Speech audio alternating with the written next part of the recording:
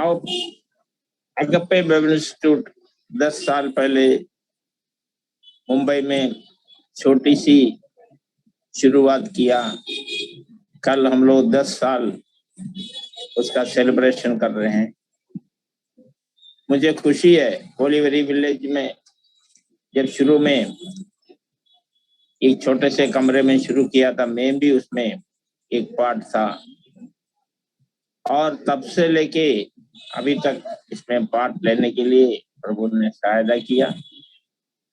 और हमारा जो संबंध व्यक्तिगत रूप से, स्पिरिचुअल रूप से जो संबंध हमारा जो मोहनदास के साथ में था, उसमें परमेश्वर ने कोई तकलीफ, कोई बाधा आने नहीं दिया। इसके लिए मैं प्रभु को धन्यवाद। कई बार ऐसे देखते हैं 8-10 साल, 5-6 साल होंगे तो उसके बाद रिश्ते में थोड़ा बहुत खट्टा बना जाता है, थोड़ा थोड़ा कुछ मिसअंडरस्टैंडिंग आ जाता है। बल्कि ये 10 साल में भी अगप्पे के साथ उससे पहले, शुरू होने से पहले उनके साथ जो भी संबंध है अभी तक कायम रहा, उसके लिए मैं धन्यवाद देता हूँ। मैं परमेश्वर प्रभु का धन्यवाद देता हूँ इस सुंदर समय के लिए। आपके बीच में आकर मेरा छोटा सा एक गवाही आपको दे सकूं। हम पिछले दिनों में बहुत से लोगों का गवाही सुन रहे थे, बहुत से प्रभावशाली गवाही हम सुन रहे थे जो अलग अलग धर्म से आए हैं या अलग अलग जाति से आए हैं और बड़े तकलीफों के साथ, बड़े मुसीबतों के साथ यीशु के पीछे आए, बड़े तकलीफ लिए। जैसे हम पहले भी सुना था, कल डॉक्टर कार्लेल सुब्रमण्यन और उससे पहले शाम जोसेफ, शाम जॉर्ज, इन सब लोगों ने, मैं सिर्फ 2 का नाम ऐसे ही रिसेंटली हुआ लिया, उन्होंने कितने तकलीफ सहकर, कितना मुसीबत लेकर परमेश्वर की सेवा में आए। बल्कि मेरे जीवन में ऐसा कोई प्रभावशाली, ऐसा कोई गवाही नहीं, क्योंकि मेरा जन्म ही पैदाइशी ऐसे परिवार में हुआ जो असेंबलीज ऑफ गॉड पेंटेकोस्टल के विश्वासी थे। मेरा पिताजी, माताजी उसमें विश्वासी थे। मेरा ग्रैंडफादर, उनके विश्वासी थे, ग्रैंडमदर, और उनके भी ग्रैंडफादर उनके विश्वासी थे। यानी now this the 4th generation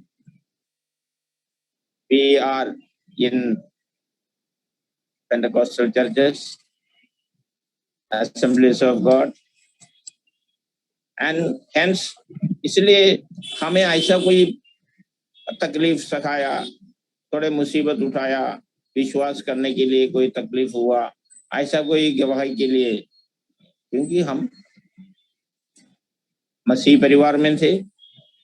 मसीह परिवार में जो भी पालन पोषण हुआ और मसीह आराधना के साथ, आराधना में, उपवास प्रार्थना में जाते रहे और आत्मिक उन्नति हम पाते रहे। जब मैं अपना SSLC 1962 में SSLC मैंने पास कर, सेकेंडरी स्कूल लिविंग सर्टिफिकेट। मेरा जन्म तो इंडिया को आजादी मिलने से पहले 2 साल पहले मेरा जन्म, 1962 में 10वीं क्लास पास करके हिंदी राष्ट्रभाषा प्रवीण, साहित्य विशारद, ये सब पढ़ने के लिए मुझे अवसर मिला। बल्कि ये सब पढ़ने के बाद भी केरला में हिंदी राष्ट्रभाषा प्रवीण पास होने के बाद भी कोई नौकरी नहीं मिलता था स्कूल में। उस वक्त अगर स्कूल में नौकरी मिलना तो कम से कम 10,000 रुपया देना पड़ेगा, स्कूल में देना है। 1965। तब हम लोगों के पास 10,000 पैसा नहीं, तो कैसा 10,000 रुपया स्कूल को दे सकता है। अगर 10,000 रुपया दे सकता तो उन दिन में हिंदी का टीचर होकर और स्कूल में पढ़ा सकता था, बल्कि नहीं कर पाया। उसके बाद मैं कॉलेज में जाना चाहा। कॉलेज हमारे गांव में नहीं था, थोड़ा 10 किलोमीटर दूर है। वहां तक जाने के लिए बस का पैसा नहीं है, घर का कॉलेज का फीस देने को पैसा नहीं है, इसलिए कॉलेज में भी जा नहीं पाया। और बल्कि परमेश्वर का हमारे साथ बड़ा उद्देश्य था। 1967 में चंडीगढ़ में गया। चंडीगढ़, वहां मेरा चाचा रहता था, पास्टर सैमुअल जॉन। उन दिनों में वो अपने कार में बिशप ऑफ द चंडीगढ़ लिख के रख के चलता था। वो अभी नहीं है, परमेश्वर के पर विश्राम करते, उनका बेटे लोग है। तब वहां गए, उनके साथ सेवकाई करता रहा। और वहां हिंदी, मराठी, पंजाबी सर्विस था। अच्छा कलीसिया था मेरे चाचा को। वहां मैं हिंदी में तर्जुमा करता था, क्योंकि हिंदी के भी यूपी बिहार के भी लोग वहां आते थे। हिंदी में तर्जुमा करता था और 1966 से लेकर मैं तर्जुमा करता था। और जब वहां कुछ दिन के बाद मेरे चाचा ने कहा, आप हमारे साथ क्यों रहते हो, ज्यादा इधर आपका कोई आगे कोई भविष्य नहीं है, हम आपको इंडिया एवरियम क्रूसेड में जगह है, वहां आपको हम भेजेंगे। इंडिया एवरियम क्रूसेड तब दिल्ली में Q3 ग्रीन पार्क में डॉक्टर PN कुरियन उसका डायरेक्टर था, उनके साथ में भेजेंगे। चंडीगढ़ में बहुत तकलीफ हमने उठाया, पास्टर ने भी तकलीफ उठाया। जब वो इंडियन एयरलाइंस में काम करता था मेरा चाचा, उनको दर्शन मिला, दर्शन मिल के चंडीगढ़ में आया, उधर कोई भी नहीं था। वहां आके उन्होंने सेवकाई किया। थोड़ा सा कुछ भी इनकम कुछ भी नहीं था। लुधियाना में एक आंटी थी, राव करके एक आंटी, और राव करके आंटी जो है उनका बच्चों का थोड़ा बहुत पढ़ाई देखभाल किया, ऐसे बड़े तकलीफ में। खाने को हमारे पास ज्यादा कुछ भी नहीं था। मुझे अभी भी याद है, चंडीगढ़ में सेक्टर 26 मंडी होता है, मंडी, वहां भाजी सब लेके आते हैं, लोग भाजी लेके आते हैं, और बहुत बड़ा मंडी, बहुत बड़ा। वहां जाते हैं तो हमें वहां भाजी खरीदने को अपने पास पैसा नहीं, तो वहां ये मूली और पत्ता गोभी ये सब थोड़ा बहुत ऐसे फेंक देते मतलब अच्छा तो है, बल्कि एकदम फर्स्ट क्वालिटी नहीं है, सेकंड क्वालिटी, थर्ड क्वालिटी। उसको हम उठा के लेके आते थे और उसको पकाते थे और खाते थे। और उन दिनों में उधर एक तरह का पत्ता था, मलयालम में हम लोग तगरा बोलता है, उसका हिंदी में क्या मुझे, उसका पत्ता लाके तोड़ के लाते थे। इतना टेस्टी था उन दिनों, बहुत टेस्ट था।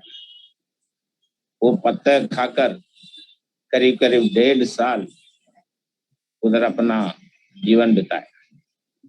उसके बाद मैं इंडिया एवरियम क्रूसेड में गया। वहां 67 से लेके 71 तक इंडिया एवरियम क्रूसेड में काम किया। बहुत से जगह में, उत्तर प्रदेश, हरियाणा, पंजाब, हिमाचल, राजस्थान, ये सब जगहों में जाकर गांव गांव में जाते थे और ट्रैक्स हम उनके हर एक घर में पहुंचाते। तब हम लोग इतना ज्यादा जानकारी, भाषा कुछ ज्यादा नहीं जानता था। लोग पूछते थे कि क्या है, हम जल्दी जल्दी बोलते थे ये यीशु मसीह का पर्ची, यीशु मसीह का पर्ची। लोग पूछते थे यीशु मसीह कौन है, ऐसा कोई इधर है ही नहीं।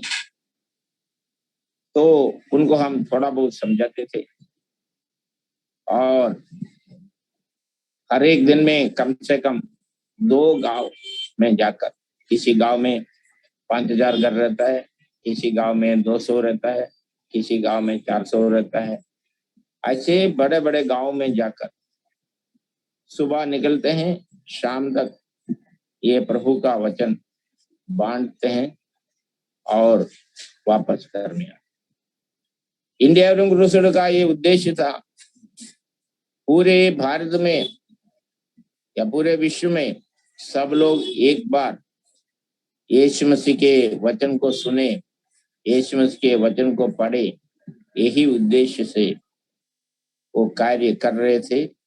मुझे भी वहां उसमें एक भागी होने का मुझे जो अवसर मिला, उसमें से मुझे जो अनुभव मिला, वो अनुभव मुझे मसीह में ज्यादा विश्वासी बनाया, हिम्मत बढ़ाया, प्रभु को कार्य करने के लिए मैं उत्साह दिया।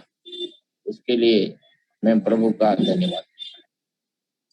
उन दिनों की इंडिया एवं क्रूसेड के ये घटना बोलकर मैं आगे जाकर, हम लोग बलिया नाम के जिला में था, उत्तर प्रदेश में बलिया, बलिया बिहार के बलिया, उधर गंगा नदी के किनारे से बहता है और वो बलिया क्रॉस करेंगे तो बिहार में पहुंचता है। हम लोग बलिया में आज भी, आज उस दिन की तरह आज भी मुझे वो घटना याद। हम लोग बलिया जिला में रुद्रपुर नाम का एक गांव में, रुद्रपुर नाम का गांव में, बड़ा गांव था, करीब 3000 से ज्यादा घर से ऊपर, और बहुत से मंदिर वगैरह भी बहुत रहते हैं उस जगह में। मंदिर तो ये गांव में कम से कम 15-20 मंदिर रहता है, छोटा हो बड़ा हो मंदिर रहता है। हम लोग वहां जाकर अपना ट्राइस देना शुरू कर। हम अभी ट्राइस देने को जाने से पहले हम लोग प्लान करते हैं कि कौन सा टीम, हम लोग 4, 8, 10 लोग रहते हैं, 2-2, 3-3 करके जाते हैं। तो हम लोग पहले ही प्लान करते हैं कि ये टीम ये 2 गांव में जाएंगे, ये टीम ये 2 गांव में जाएंगे। हम उधर के पंचायत में जाकर गांवों का नक्शा और नाम, पॉपुलेशन सब निकाल लेते थे, वहां जाके परमेश्वर का वचन देते थे। इतना है कि एक बार हम जिस गांव में गए, हम जल्दी दोबारा वो गांव में नहीं जाते। यहाँ संदर्भवश हमारे जाने के पहले के दिन का हमारा टीम, उनके पास ट्रैक्स खत्म नहीं हो रहा था, ट्रैक्स खत्म नहीं हो रहा था। तो उस टीम के लोगों ने कहा चलो ये रुद्रपुर नाम में गांव में भी हम थोड़ा ट्रैक दे देंगे और ये ट्रैक्स को खत्म करेंगे। हालांकि दूसरे दिन हम रुद्रपुर में जाने के लिए पहले ही प्लान करके रखा था और हमको ये पता नहीं था, और वो टीम के लोगों ने हमको बताया भी नहीं है कि रुद्रपुर में हम लोग गए थे और वहां ट्रैक्स बांट दिया है। तो अनजाने में हम दूसरे दिन रुद्रपुर नाम के गांव में ट्रैक्स देने लगे, प्रभु के वचन को बताने लगे। तब वहां के लोग हमारा रास्ता देख रहा था पकड़ने के लिए, क्योंकि कल पहला दिन ही वो लोगों को खबर मिल गया था ऐसे जो क्रिश्चियन लोग है और वो कभी भी आ सकता है। उस दिन का मुझे अभी भी इतना याद है। हम लोग 3 आदमी थे, तीनों को उन लोगों ने पकड़कर एक मंदिर के सामने लेके गए। कौन सा मंदिर है मुझे याद नहीं, शिव मंदिर। उन दिनों में हमें इतना मंदिर कौन सा ऐसा कुछ जानकारी नहीं रखा। मंदिर के सामने खड़ा कर दिया और कहा कि तुम इस मंदिर में अपना सिर झुकाओ, हमारा देवी देवती की पूजा करो, तो हमें तुम छोड़ दें, नहीं तो तुम्हें अभी के अभी ही हम तुम्हारे यीशु के पास पहुंचा देंगे। क्योंकि उन्होंने कहा है कि गंगा नदी बाजू में ही बह रहा है। हमारा विश्वास है कि किसी को गंगा में डाल दिया सीधा स्वर्ग में जाता है, चलिए हम तुमको अभी अभी स्वर्ग में भेज देंगे, चिंता मत करो। अगर बचना है तो तुम इस मंदिर में इसके सामने सिर झुकाओ तो हम आपको छोड़। बल्कि उन दिनों में हमें बिल्कुल डरा नहीं, हम लोग रोया कुछ नहीं, छोड़ दो ऐसा कोई बिंदी बंदी कुछ नहीं किया है, बल्कि हम चिंता में थे भी क्या होगा। बल्कि विश्वास था जरूर परमेश्वर एक रास्ता निकालेंगे और वहां से हमें, क्योंकि हम जो गए हैं प्रभु की सेवा के लिए गए हैं, प्रभु का काम के लिए गए हैं, वहां परमेश्वर कोई ना कोई सही रास्ता खोलेंगे उनकी महिमा की। तो वो लोग हमारे 3 लोगों का हाथ बांध दिया और ठंडी का जगह था, नवंबर का जगह महीना था और गंगा के किनारा था। नवंबर दिसंबर में यूपी में इतना ठंडी होता है, बहुत ठंडी होता है। उन दिनों में हम टर्लिन शर्ट पहनता था, नेपाल में से टर्लिन का शर्ट आता, वो बॉर्डर है, नेपाल का बॉर्डर है, टर्लिन का शर्ट आता था। टर्लिन शर्ट, अच्छा टर्लिन शर्ट पहन के हम लोग गए। उन लोगों ने वो टर्लिन का शर्ट को निकाल दिया, हमारे पास वॉच था निकाल दिया, पैसा था निकाल दिया, और अभी हम तुमको तुम्हारे यीशु के पास पहुंचाएंगे बोलकर धमकी देने।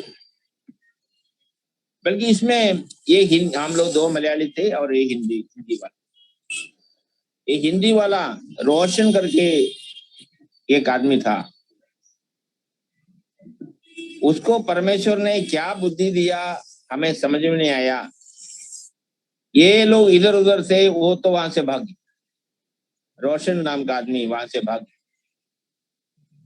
जब वो भाग गया तो गांव वालों को थोड़ा चिंता हो गया, अभी ये चला गया, अभी जाके और किसी पुलिस को और दूसरे को कुछ बताएंगे फिर हमें तकलीफ होगा, इसलिए उन्होंने हमें छोड़ दिया।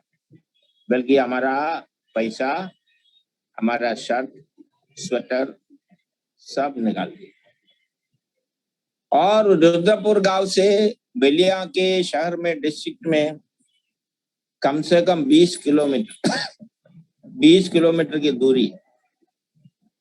हमारे पास एक पैसा भी नहीं। हम इतना याद रहा, ये 20 किलोमीटर उस ठंडी में हम लोग चला और बेलिया वहां CNI के चर्च था, उधर हम लोग रहते थे वहां। तो परमेश्वर ने हमें उस बड़ी मुसीबत में से बचाकर लाया। हालेलुया। तो परमेश्वर की उस अनुभव याद करते हुए आज भी मुझे हालेलुया प्रभु में बहुत आनंदित होता हूँ, क्योंकि हमें ये सोचना है, अगर हमारे से प्रभु को कुछ कार्य करना हो तो कोई भी हमें नुकसान नहीं पहुंचा सकता है। प्रिय मुझे सुनने वाले लोगों, हिम्मत रखना, चाहे हम किसी भी मुसीबत में पड़े। आज ये कोविड पैंडेमिक की मुसीबत में हम लोग 1 साल से, ये महीने में 1 साल हो रहा है। 2020 मार्च 22 को लॉकडाउन शुरू हो गया था, आज 20 हो गया, 1 साल हो गए हैं। ये साल में बड़ी मुसीबतें हमारे जीवन में आई, बल्कि प्रभु हमको सब कुछ संभाला। इसके बाद 1974 में मेरा विवाह हुआ, वो भी एक अच्छा मसीही परिवार से मेरा विवाह हुआ। अभी तक हमारा कुटुंब जीवन बड़े आनंद के साथ, खुशी के साथ बीत रहा है। परमेश्वर ने हमें 3 बच्चे दिए, तीनों लड़के दिए।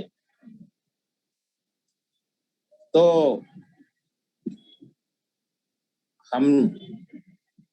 मेरी पत्नी ने कहा पहला लड़का परमेश्वर का है, परमेश्वर को देना। मुझे तो इतना ज्यादा खुशी नहीं था, क्योंकि वो बॉम्बे यूनिवर्सिटी से बीएससी केमिस्ट्री पास हुआ और एमएससी ऑर्गेनिक या इनऑर्गेनिक केमिस्ट्री करके, और चाहे तो पीएचडी करके कुछ अच्छे नौकरी कर सकता था, हमारा कोई हेल्प कर सकता था। पढ़ने में भी अच्छा होशियार था, हमारे 3 बच्चों में से वो पढ़ने में अच्छा होशियार था। तो मेरे पत्नी ने कहा नहीं नहीं, पहला लड़का परमेश्वर का है, उनको देना चाहिए। तो इसलिए बीएससी बॉम्बे यूनिवर्सिटी से पास होने के बाद उनको हमने सदर्न एशिया बाइबल कॉलेज में पढ़ने को, वहां ही हमारा जोवन पास्टर का पहला रिश्ता शुरू हुआ। मेरा बेटे के साथ उनका रिश्ता शुरू हुआ, आज तक वो रिश्ता कायम। तो वहां जाके भी ये सेक्युलर एजुकेशन होने के कारण, बिब्लिकल एक्सपीरियंस नहीं होने के कारण उनको एमडीबी 3 साल पढ़ना पड़ा, क्योंकि एसएबीसी ने कहा है कि तुमको सेक्युलर एजुकेशन है, तुम बीएससी तो है, केमिस्ट्री है, ग्रेजुएट है, बल्कि तुम्हें बिब्लिकल एजुकेशन नहीं, इसलिए तुम्हें 2 साल नहीं 3 साल पढ़ना। 3 साल मास्टर ऑफ डिविनिटी का कोर्स किया, उसके बाद साइक्स में जाकर मास्टर ऑफ थियोलॉजी करने का भी, मास्टर ऑफ थियोलॉजी एमटीएच करने का भी उन्होंने अवसर दिया। ये सब जगह में परमेश्वर संभाला। मेरा और 2 बच्चे हैं, और एक तो बहरीन में परिवार के साथ है, दूसरा अबू धाबी में परिवार के साथ है। मेरे गवाही में आपको ये विनती करता हूँ, मेरा अबू धाबी में जो बेटा है उनको शादी करके 5-7 साल हो गया, बच्चे नहीं है। आप लोग प्रार्थना में याद रखिए और उनको एक संतान मिले, और यही हमारी आशा है। परमेश्वर ने हमें हमारे जीवन में सब कुछ दे दी, कोई चीज की कमी, बल्कि ये एक कमी हमें महसूस होता है। आप प्रार्थना कीजिए। हालेलुया। शादी होने के बाद हम 2 साल चंडीगढ़ में काम किया। मेरे पत्नी भी उधर काम करती थी, अच्छा स्टेनोटाइपिस्ट थी। उन दिनों में अच्छा पगार मिलता था। मैं भी बाद में स्कूल में काम किया था एवरियम क्रूसेड के बाद। तब वहां शादी के बाद मुंबई में मेरी पत्नी का बड़ी बहन रहती है, वो कंपनी चलाता है। हमको बुलाया कि तुम लोग इधर आ जाओ, बॉम्बे आ जाओ। हमें समझ में नहीं आ रहा है कि बॉम्बे आके क्या करें, बॉम्बे इतना बड़ा शहर, इधर क्या करें। हमने परमेश्वर से प्रार्थना किया बम्बई जाके प्रभु क्या करेंगे, क्या रास्ता निकालेंगे, क्या होगा। तो परमेश्वर की हालेलुया योजना के अनुसार हम बॉम्बे आए। जब हम बॉम्बे 1976 में मुंबई शहर में आया, तब सजी को 1 साल था, 1 साल का बच्चा। परमेश्वर उस दिन से लेके अभी तक संभाल। उन दिनों से उन सब दिनों से हम लोग पूछते रहे, प्रभु हमें मुंबई क्यों लाया, किस कारण बॉम्बे लाया। बल्कि हमें 5 साल पहले समझ में आया हमें मुंबई में क्यों लाया, परमेश्वर का योजना क्या था। मेरी बहन की बड़ी बहन एक ब्राह्मण सुब्रमण्यन के साथ शादी किया हुआ था, और हम यहाँ आकर करीब 15-20 साल उनको परमेश्वर का वचन बोलते रहे, प्रार्थना करते रहे। कभी भी वो ठस से मस नहीं होता था। वो बोलता था तुम्हारा परमेश्वर नहीं है, हमारा देवी देवता बहुत हो गया। ऐसा बहुत कुछ आर्ग्यूमेंट इतना करते थे, बहुत आर्ग्यूमेंट। हमें समझ में नहीं आ रहे थे अभी इनको क्या समझाएं। बल्कि हम लोग उनके लिए प्रार्थना करना या उनके साथ बात करना छोड़ा नहीं। और 2 साल पहले उनकी मृत्यु हुई। बल्कि हमें खुशी है वो यीशु मसीह स्वीकार करके बपतिस्मा लेकर यीशु मसीह का संतान होकर स्वर्ग में गया है। ये हमारी बड़ी खुशी की बात। अभी हमें समझ में आया हमें बंबई में क्यों लाया। एक आत्मा, एक परिवार का कीमत, एक आदमी का कीमत सारे दुनिया की कीमत से भी बढ़कर। मुंबई में आकर आप जैसे सारे पासवान लोग, विश्वासी लोग, सबका हमारा मिलान किया। और अभी हम प्रभु में आनंद।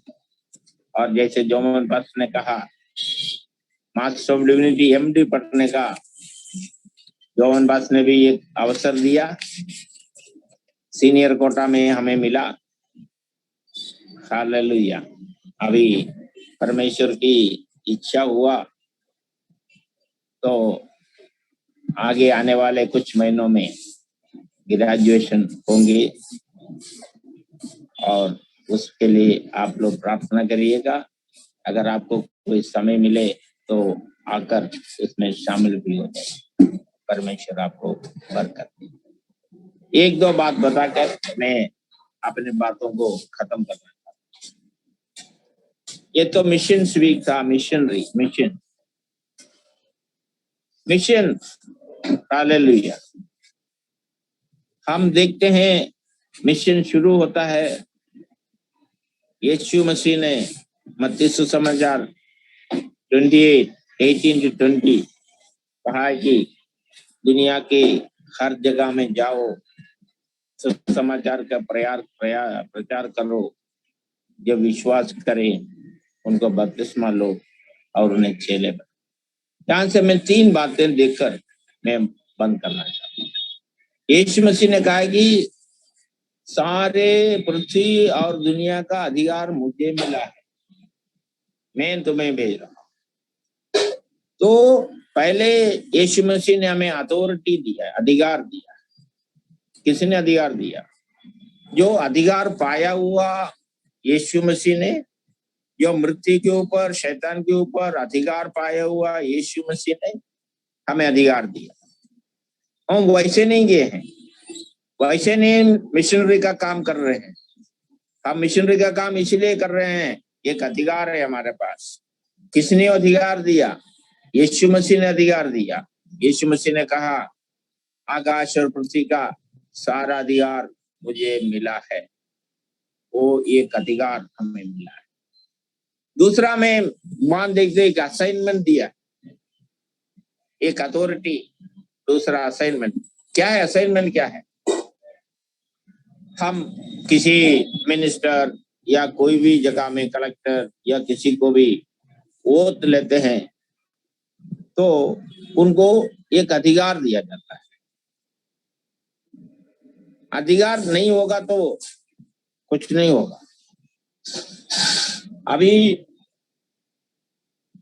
35 किलो वाला 5 फुट वाला ट्रैफिक पुलिस होगा तो भी उसके अधिकार के चिन्ह में उसका ट्रैफिक या सूट और कैप पहनकर खड़ा रहकर हाथ दिखाएगा तो 15 टन हो, 40 टन हो, 20 टन हो, लॉरी रुक जाता है।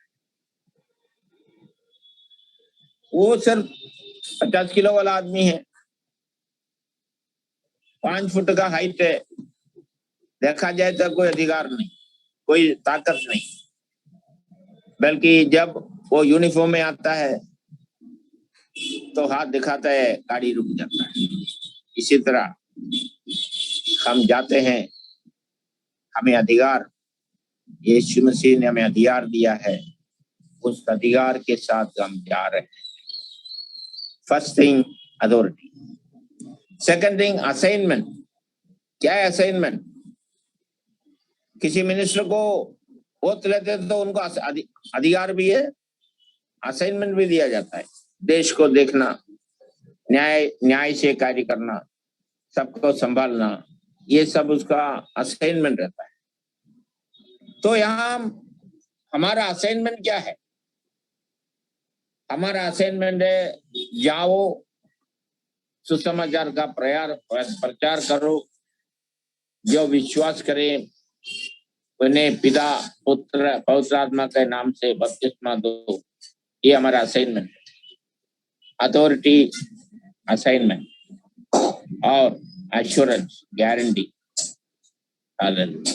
गवर्नमेंट ऑफ इंडिया उनको गारंटी देता है, तुमको तकलीफ हो गया, कुछ भी हुआ, हमारा पुलिस फोर्स तुम्हारे साथ है, या हमारा कुछ भी हो, तुम जब अपना अथॉरिटी के साथ अपना असाइनमेंट करते हैं तो कोई भी परेशानी आ जाए तो एश्योरेंस। तो यीशु मसीह ने हमें एश्योरेंस दे दी। क्या एश्योरेंस दे दिया? मैं दुनिया के अंत तक तुम्हारे साथ, ये एश्योरेंस। प्रिय लोगों, हम कितना भाग्यशाली है, हमारे पास अथॉरिटी है, हमारे पास असाइनमेंट है, ये दोनों नहीं एश्योरेंस। यीशु मसीह ने कहा, मैं दुनिया के अंत तक तुम्हारे साथ रहेंगे, मैं कभी तुम्हें नहीं छोड़ेंगे। चाहे दुनिया में कोई भी हमें छोड़ दे, कोई भी हमें तकलीफ दे, परेशानी दे, तो भी हम हमारा असाइनमेंट से पीछे नहीं जाना। हमारा असाइनमेंट क्या है? हमारा असाइनमेंट है कि जाओ प्रचार और चेले बनाओ, क्रिश्चियन बनाने के लिए नहीं। क्रिश्चियन नहीं बनाते।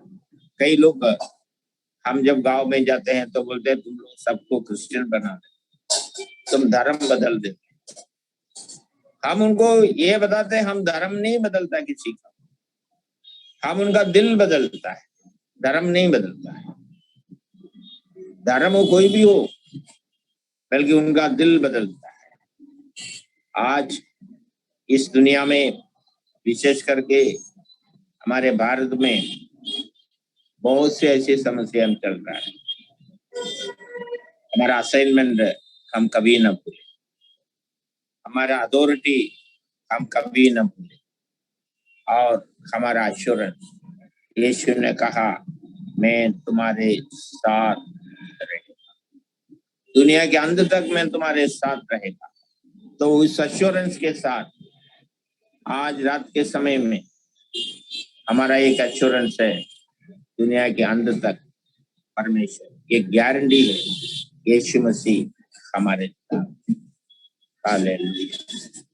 मुझे सुनने वाले प्रिय लोगों, और एक एश्योरेंस यीशु मसीह ने दिया है। यूहन्ना रचित सुसमाचार 14 अध्याय में यीशु मसीह ने किया है, तुम ये असाइनमेंट करने जाएंगे तुम्हारा दिल घबराना नहीं, तुम्हारा दिल घबराओ मत। हालेलुया, मुझ में विश्वास रखो। हालेलुया, मैं तुम्हारे लिए जगह तैयार करने जा रहा हूँ। जब मैं जगह तैयार कर दिया, जहाँ मैं बैठेगा वहां तुम्हें भी बिठा दूंगा। मैं कभी भी सोचता हूँ, यीशु मसीह ने कहा मैं जहां बैठा हूं वहां तुम्हें बिठा देंगे। क्या ऐसा कोई है इधर का, कोई भी, चाहे प्राइम मिनिस्टर या कोई गेस्ट ऑफिसर या कोई बड़े बड़े एमपी लोग या कोई लोग, क्या उनके बैठे कुर्सी में हमें बिठाएंगे? बिल्कुल नहीं बिठाएंगे। उनके जगह में हमें नहीं बिठाएंगे, उनके लिए अलग जगह में हमें बिठाएंगे। बल्कि यीशु मसीह ने कहा मैं जा रहा हूं तुम्हारे लिए जगह तैयार करने के बाद मैं जल्दी वापस आएगा और तुम्हें लेके जाएगा, और जहां मैं बैठा है वहां तुम्हें। मेरे प्रिय बंधुजनों, आज रात हम हिम्मत रखे, हमारे पास अथॉरिटी है, हमारे पास असाइनमेंट है, हमारे पास एश्योरेंस। हमारे यीशु मसीह जल्दी आने वाला है, उसी आशा है हमारे पास। चाहे दुनिया में कितना भी परेशानी हो जाए, कितना भी मुसीबतें हमारे जीवन में आए, हम हिम्मत ना हारे। यीशु मसीह हमारे साथ है। आकाश और पृथ्वी टल जाएगा, बल्कि मेरा वचन कभी टल नहीं। इन सच्चे उस परमेश्वर हमारे साथ रहा, हमें अभी तक संभाला, इसके लिए मैं प्रभु का बहुत धन्यवाद देता हूँ। आज भी प्रभु मुझे संभाल रहा है। इस कोविड पैंडेमिक में हम लोग दोनों हैं, पति पत्नी है।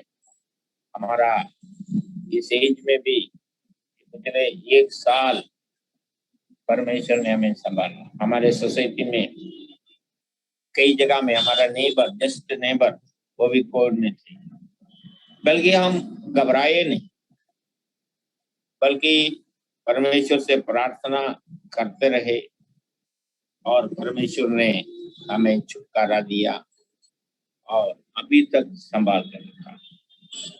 आज मैं बड़ा खुश हूँ आपके बीच में आया। मेरा ये गवाही थोड़ा बोल सका। जैसे मैंने पहले कहा, अपना जैसे दूसरे धर्म से आते हैं उनका गवाही प्रभावशाली रहता है, क्योंकि हमारा ऐसा प्रभावशाली, मतलब हम मसीह खानदान में, पेंटेकोस्टल फैमिली में पैदा हुआ, पेंटेकोस्टल दीदी से आया। हमें ऐसा कोई यीशु मसीह को स्वीकार करने में कोई परेशानी कुछ नहीं उठाना पड़ा। ऑटोमेटिक नेचुरली हम लोग यीशु मसीह के साथ रहे। हम लोग वहाँ केरला में हमारे सर्टिफिकेट में भी लिखे रखता है सीरियन क्रिश्चियन लिखे रखता है, एसएससी के सर्टिफिकेट में लिखा है सीरियन क्रिश्चियन। तो उन दिनों से हमें परमेश्वर संभाला। आज इन दिनों में जब हम और कोई मिशनरी लोगों का तकलीफ, उन्होंने यीशु को स्वीकार करने के लिए कितना कितना परेशानी उठाया, अपने मित्र लोगों से, अपने घर में से कितने कितने तकलीफें उन्होंने उठाया, वो देखते हुए सुनने पर मुझे परमेश्वर का मैं धन्यवाद देता हूँ। मुझे ऐसा कोई तकलीफ उठाना नहीं पड़ा, क्योंकि परमेश्वर हर रोज हमें संभाला, हर रोज हमें संभालता है। धन्यवाद। इस अच्छे समय के लिए मैं एक बार और धन्यवाद देता हूँ। आप सब हमारे लिए भी प्रार्थना कीजिएगा, मेरे परिवार के लिए प्रार्थना कीजिएगा, हमारी सेवकाई के लिए प्रार्थना कीजिएगा। और ये समय दिया हुआ पास्टर जोमोन और अगप्पे को मैं एक बार और धन्यवाद देता हूँ।